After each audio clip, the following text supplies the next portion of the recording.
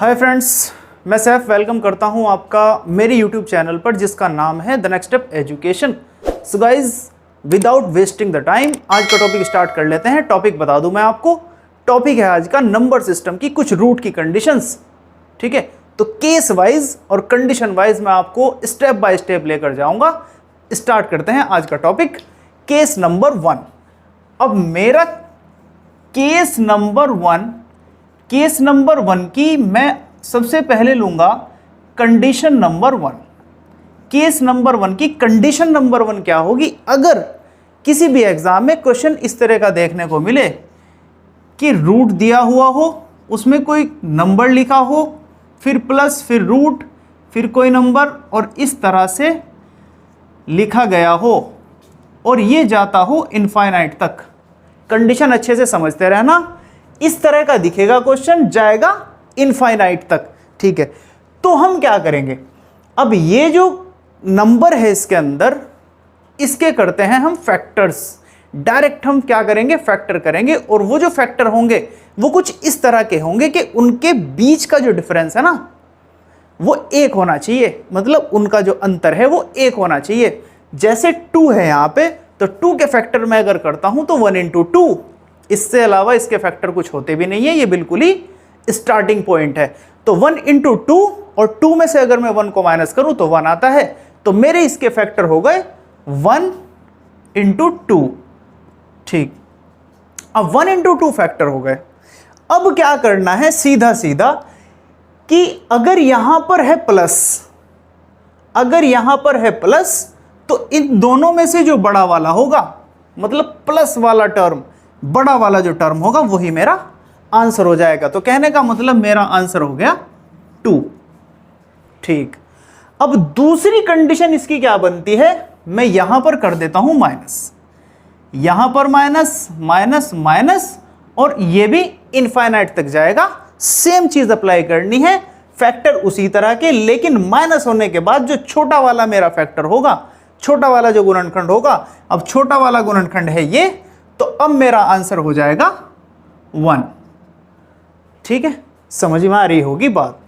ठीक है, दूसरा क्वेश्चन लेते हैं। क्वेश्चन लिख लेता हूं मैं, √6 प्लस √6 प्लस √6 प्लस √6, और ये मेरा जाता है इनफाइनाइट तक। ठीक है, सेम कंडीशन, 6 6 6 आ रहा है और रूट के अंदर रूट के अंदर रूट, मोस्ट इंपॉर्टेंट है। तो 6 के देख लेते हैं कोई ऐसे फैक्टर्स जिनका अंतर, जिनका डिफरेंस होना चाहिए 1।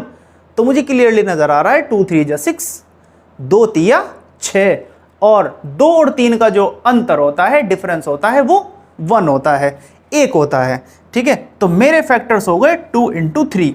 अब देखने वाली बात है कि यहां पर आ रहा है प्लस।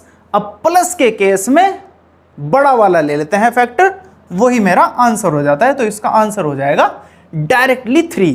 ठीक है, मैं वही कंडीशन को चेंज कर देता हूं, यहां पर कर देता हूं माइनस, यहां पर भी माइनस, यहां पर भी माइनस, इनफाइनाइट तक जाएगा। तो मेरा आंसर हो जाएगा इन दोनों फैक्टरों में से छोटा वाला। कहने का मतलब है अगर एडिशन है क्वेश्चन में तो आंसर आएगा बड़ा, और अगर सब्ट्रैक्शन है तो आंसर आएगा छोटा। तो अगर मैं माइनस कर देता हूं तो मेरा आंसर आ जाता है 2। अगला कोई क्वेश्चन देखते हैं। जैसे मैं लिख लेता हूं 12 प्लस √12 प्लस √12, और वीडियो को पॉज करिए और 1 सेकंड में आंसर आ जाना चाहिए, क्योंकि दिख रहा है मुझे 3 चौक 12 होते हैं, 3 4 जा 12। अब 3 4 जा 12 होता है तो मुझे ना तो पेपर उठाने की जरूरत है और ना ही पेंसिल, देखना है मुझे प्लस। 3 4 जा 12, प्लस है तो बड़ा वाला होगा, तो आंसर आ जाएगा 4। रटने की कोई जरूरत नहीं है, कोशिश किसी भी तरह की कुछ भी करने की जरूरत नहीं है। अगर यहां पे कर दूं मैं माइनस, तो 3 4 जा 12, आंसर आ जाएगा मेरा 3। सो गाइस, ये हो गई केस नंबर 1 की कंडीशन नंबर 1। और कंडीशन नंबर 1 में भी पहली कंडीशन प्लस वाली और दूसरी कंडीशन माइनस वाली क्लियर कर चुके हैं। इसी तरह से एक दो एग्जाम्पल और देख लेते हैं। जैसे मैं लिख लेता हूं √20 प्लस √20 प्लस √20, इसी तरह से इनफाइनाइट तक जाता है ये, ठीक है। तो 4 5 20 होता है, डायरेक्टली 4 × 5 प्लस है यहां पर, तो आंसर आ जाएगा मेरा 5। अगर इन केस माइनस होता तो आंसर आता मेरा 4, ठीक है। अब एक एग्जांपल और देख लीजिए, और मैं इस केस का तो एंड ही कर दूंगा।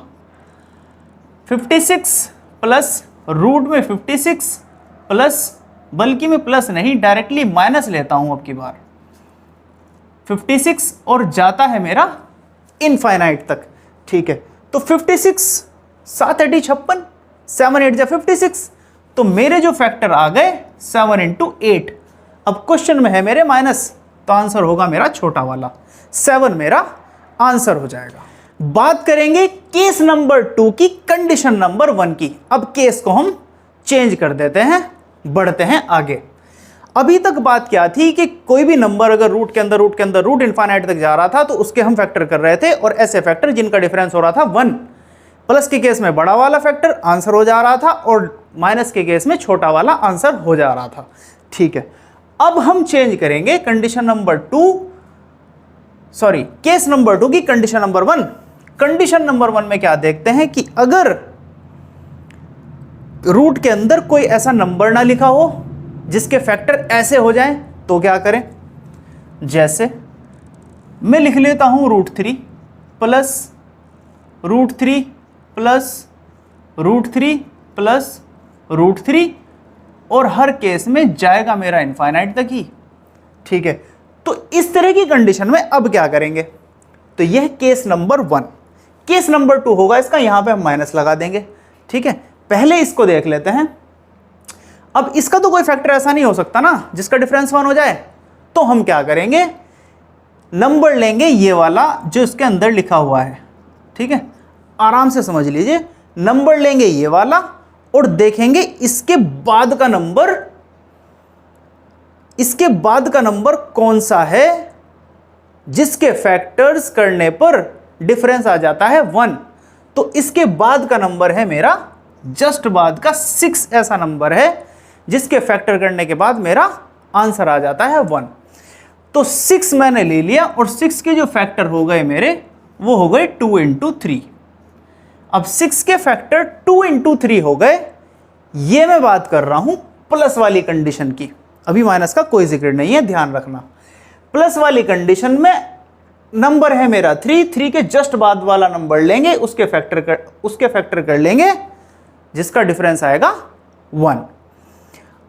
अब क्या करेंगे, ये जो 2 × 3 आया है यही मेरा आंसर होगा, लेकिन इस मल्टीप्लिकेशन की जगह पे क्या हो जाएगा, 2 एवं 3, 2 और 3 के बीच। और अगर ये इस तरह का क्वेश्चन एग्जाम में आता है तो ऑप्शन इसी तरह का मिलेगा आपको, अल्टरनेटिव, ठीक है। करना क्या है, नंबर है मेरा, इसके हम फैक्टर नहीं कर सकते, तो क्या करेंगे, इसके जस्ट बाद वाला कोई ऐसा नंबर लेंगे जिसके फैक्टर हो जाए, जिनका डिफरेंस 1 आ जाए। तो मेरे पास आ रहा है 6, 2 × 3 6 हो जाता है, तो यही मेरा आंसर होता है। लेकिन आंसर का रूप क्या होगा, 2 और 3 के बीच। अब बात कर लेते हैं कंडीशन नंबर 2, केस नंबर 2 की कंडीशन नंबर 2। सेम यही क्वेश्चन लेता हूं मैं, और क्वेश्चन लेने के बाद लिख लेता हूं मैं इसको सेम इसी तरीके से, लेकिन यहां पर लगा देता हूं मैं माइनस, ठीक है। यहां पर माइनस लगाने के बाद सेम वही चीज इनफाइनाइट तक जाएगा, लेकिन आंसर क्या होगा, प्लस की कंडीशन में तो हमारा ये था, माइनस में क्या देखेंगे, प्लस में तो हम देख रहे थे इस नंबर का आगे वाला नंबर जिसके फैक्टर होने के बाद डिफरेंस 1 आए, लेकिन माइनस वाले में क्या करना है, पीछे वाला नंबर देखना है ऐसा जिसके फैक्टर होने के बाद डिफरेंस 1 आए। तो 3 से पीछे वाला नंबर होता है मेरा 2, इस तरह का नंबर 2 ही होगा। 2 के फैक्टर अगर मैं करूंगा तो हो जाएगा 1 × 2, और 2 और 1 का जो डिफरेंस होता है वो होता है 1। तो 1 इंटू 2 जो है ना, ये 1 इंटू 2 यही मेरा आंसर है, लेकिन लिखा हुआ किस तरह से मिलेगा, 1 और 2 के बीच। मेरा आंसर हो जाएगा 1 और 2 के बीच। कहने का मतलब है इस क्वेश्चन का आंसर होगा ए आएगा 1 और 2 के बीच। ठीक है, अब बढ़ते हैं थोड़ा सा आगे और क्वेश्चन देख लेते हैं इसी कंडीशन का, केस नंबर 1 और केस नंबर 2 का। ठीक है, बहुत अच्छी तरीके से समझ में आ जाएगा आपके। रूट में ले लेता हूं मैं ले लेता हूं 13 प्लस 13 प्लस 13 प्लस 13 और जा रहा है मेरा इनफाइनाइट तक। सेम यहां पे लिख लेता हूं 13 minus root 13 minus root 13 minus root 13 और जा रहा है मेरा इनफाइनाइट तक। ये भी ध्यान रखना है कि इनफाइनाइट होना चाहिए। ठीक है, मैंने जो चीज बताई है वो क्या है कि 13 लेंगे, उसके जस्ट बाद वाला कोई ऐसा नंबर लेंगे जिसके फैक्टर करने के बाद फैक्टर का डिफरेंस 1 आए, मतलब फैक्टर्स का गुणनखंडों का अंतर 1 होना चाहिए। तो 13 के बाद 14 नहीं हो सकता, 15 नहीं हो सकता, 3 5 जा हो जाएगा, 5 और 3 के बीच का डिफरेंस 2 हो जाएगा, 16 नहीं हो सकता, 17 18 नहीं हो सकता, 19 नहीं हो सकता, लेकिन 20 हो सकता है। तो मेरा जो आंसर आएगा 20 के जो फैक्टर होंगे वो होंगे 4 इंटू 5। 4 इंटू 5 ही मेरा आंसर होगा। और लिखेंगे किस तरह से, 4 एवं मतलब 4 एवं 5 के बीच। ठीक है, इस तरह से लिखा हुआ मिलेगा, यही मेरा आंसर हो जाएगा। अब यहां पर देख लेते हैं 13, लेकिन कंडीशन है कि माइनस है। ठीक है, माइनस में जाते हैं पीछे की तरफ, ऐसा नंबर फाइंड करते हैं जिसके गुणनखंड करने के बाद, जिसके फैक्टर करने के बाद डिफरेंस आए 1। तो मुझे क्लियरली नजर आ रहा है कि 13 के जो पीछे नंबर होगा ना वो होगा 12।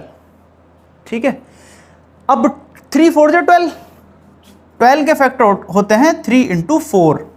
3 इंटू 4 ही मेरा फाइनल आंसर हो जाएगा। और लिखा हुआ किस तरह से होगा, 3 एवं 4 के बीच।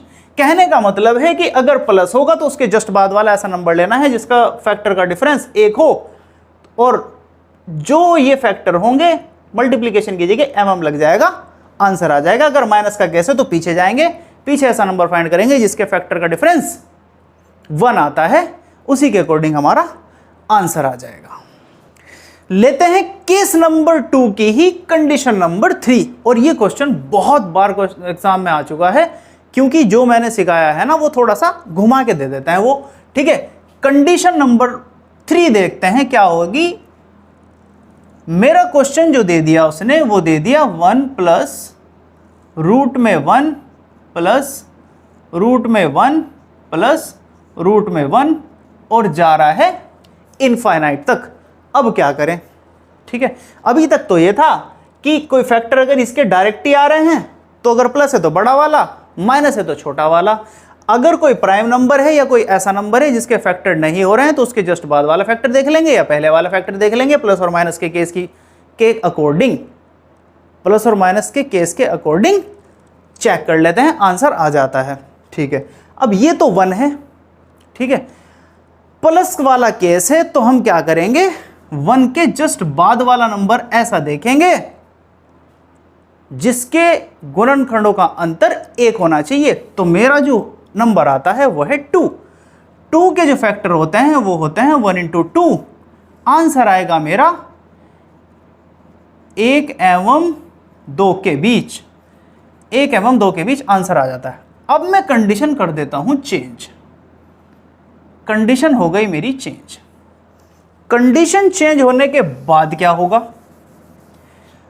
अब यहां पर माइनस होने की वजह से क्या करना पड़ेगा, हमें पीछे जाएंगे। अब 1 के पीछे क्या होता है, 1 के पीछे होता है 0।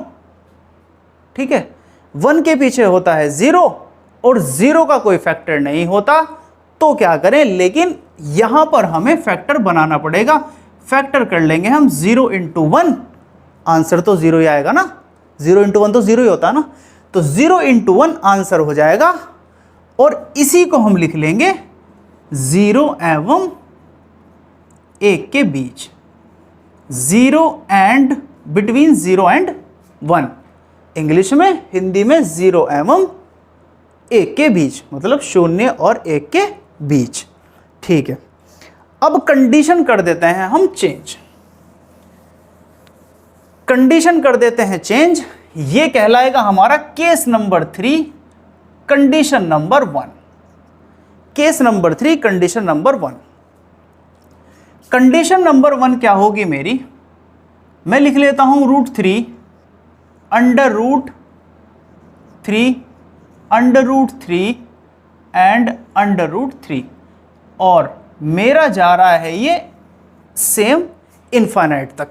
ये बहुत ध्यान से देखना इसको, क्योंकि कभी कभी क्या करता है, इस इनफाइनाइट को गायब कर देता है, कभी क्या करता है यहाँ पे प्राइम नंबर रख देता है, कभी डायरेक्ट सही गुणनखंड वाला नंबर रख देता है।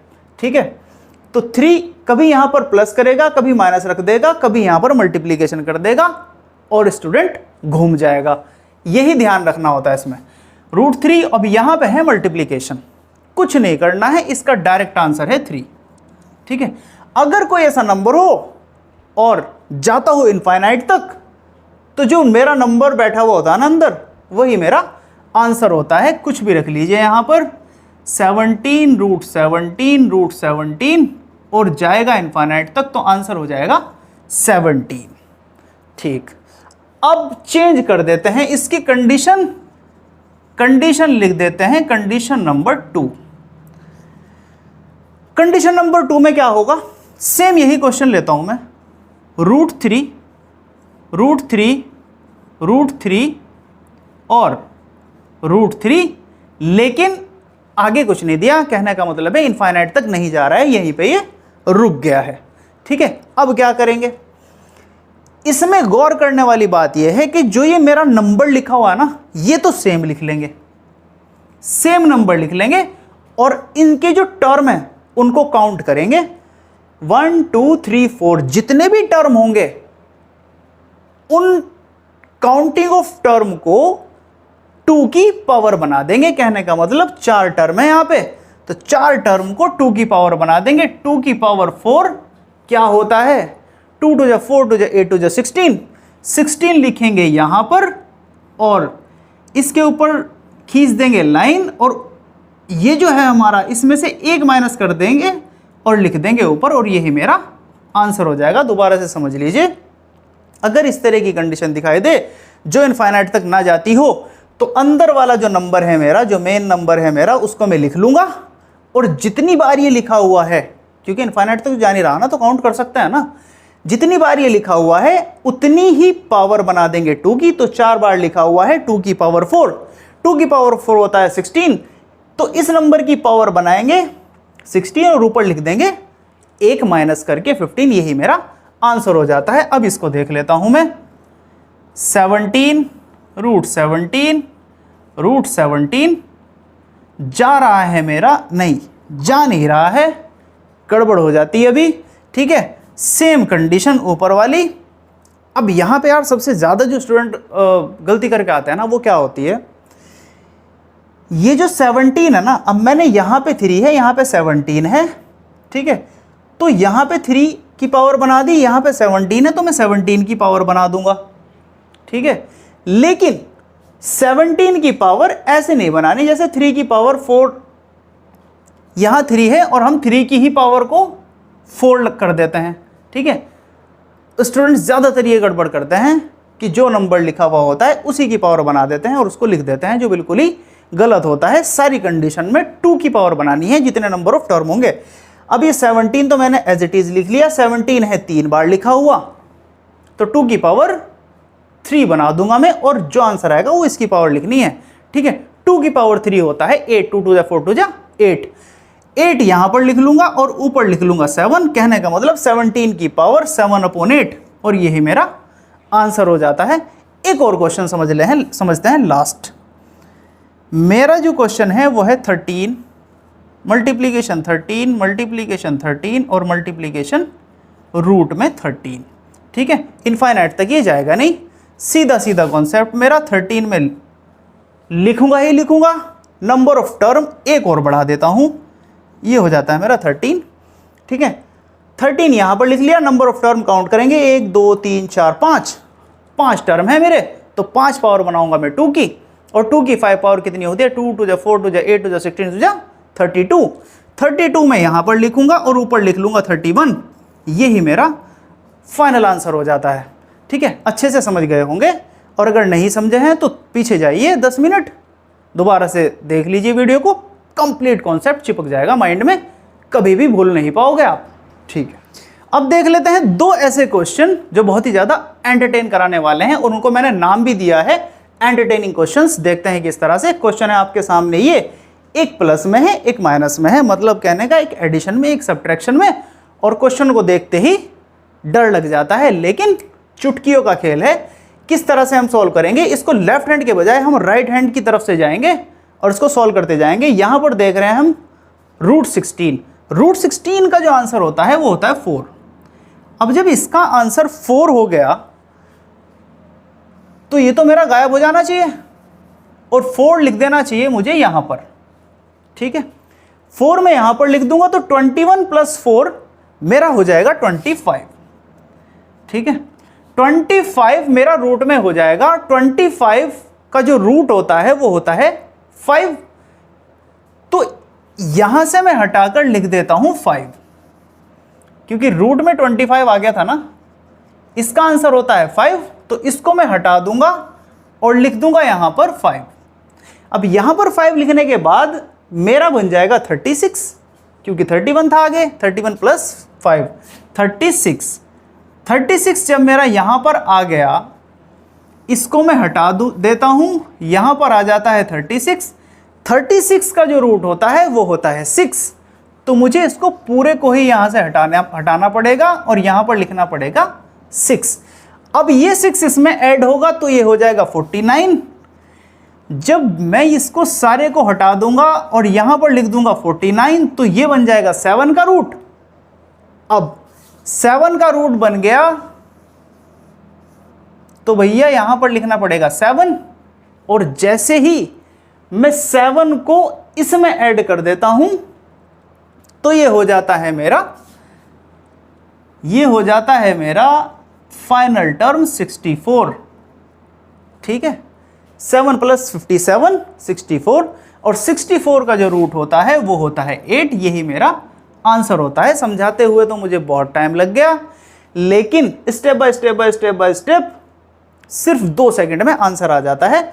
अब देख लेते हैं किस तरह से आएगा। ठीक है, यहां पर प्लस था, यहां पर है माइनस, देखते हैं किस तरह से। 36 का रूट होता है 6। अब 36 रूट में है, स्क्वायर रूट है, इसका आंसर होता है 6। इसका आंसर हो गया मेरा 6। 31 में से जैसे ही, इसका तो पूरे का आंसर 6 हो गया ना, इसका आंसर 6 हो गया। 31 में से जैसे ही मैं 6 को माइनस करूंगा तो यहां पर मेरा आंसर आ जाएगा 25। ठीक है, 31 - 6 25 रूट के अंदर है, उसका आंसर होता है 5। तो इस पूरे के पूरे टर्म का मेरा आंसर हो गया 5। इस पूरे के पूरे टर्म का आंसर हो गया मेरा 5। अब 5 को मैं 21 में से माइनस करूंगा तो आंसर आएगा 16। कहने का मतलब ये सारा का सारा खत्म हो जाएगा। पहले ही कर देना चाहिए था मुझे, लेकिन कोई बात नहीं, यहां पर हो गया 16। अब 16 रूट के अंदर है तो इसका आंसर होता है 4। इसका आंसर 4 होता है तो इसे भी हटा देता हूं, आंसर लिख देता हूं मैं 4। 13 में से जैसे ही मैं 4 को माइनस करूंगा तो आंसर आएगा मेरा 9। अब इसको हटा देंगे और लिख देंगे 9। अब 9 रूट के अंदर है, आंसर होगा इसका 3। इसको पूरे को हटा दीजिए, आंसर आ जाएगा मेरा 3। 7 में से जैसे मैं 3 को माइनस करता हूं तो मेरा आंसर आता है 4। अब ये भी हट जाएगा, आंसर आ जाएगा 4। आंसर जैसे ही 4 आएगा, ये भी रूट के अंदर है, इसका आंसर आ जाएगा 2, तो ये भी गया, आंसर हो गया मेरा 2। और जैसे ही 3 में से -2 करता हूं तो मेरा रूट के अंदर आता है 1, और 1 का रूट हमेशा होता है 1। तो कहने का मतलब क्या था कि क्वेश्चन इतना बड़ा लेकिन आंसर इतना सा। इसी तरह से कुछ घुमाने की कोशिश करते हैं examiners. This is all about this conditions of this topic. अगर आपको ये वीडियो पसंद आई है तो शेयर ज़रूर कर दीजिएगा, एक सब्सक्राइब, लाइक, कमेंट करिए या मत करिए, लेकिन शेयर ज़रूर कर देना, क्योंकि अगर आपके लिए कोई ज़्यादा यूज़फुल नहीं है तो बहुत सारे लोग ऐसे हैं जिनके लिए ये बहुत ज़्यादा यूज़फुल है, उन तक ये पहुंचनी चाहिए। और एक शेयर ही ऐसी चीज़ है जो उन तक ये चीज़ पहुंचा सकती है। ठीक है, ओके गाइज, मिलते हैं अगली किसी नेक्स्ट वीडियो के साथ, नेक्स्ट कॉन्सेप्ट के साथ और बहुत ही अच्छी ट्रिक के साथ। तब तक के लिए थैंक्स फॉर ऑल। जय हिंद, जय भारत।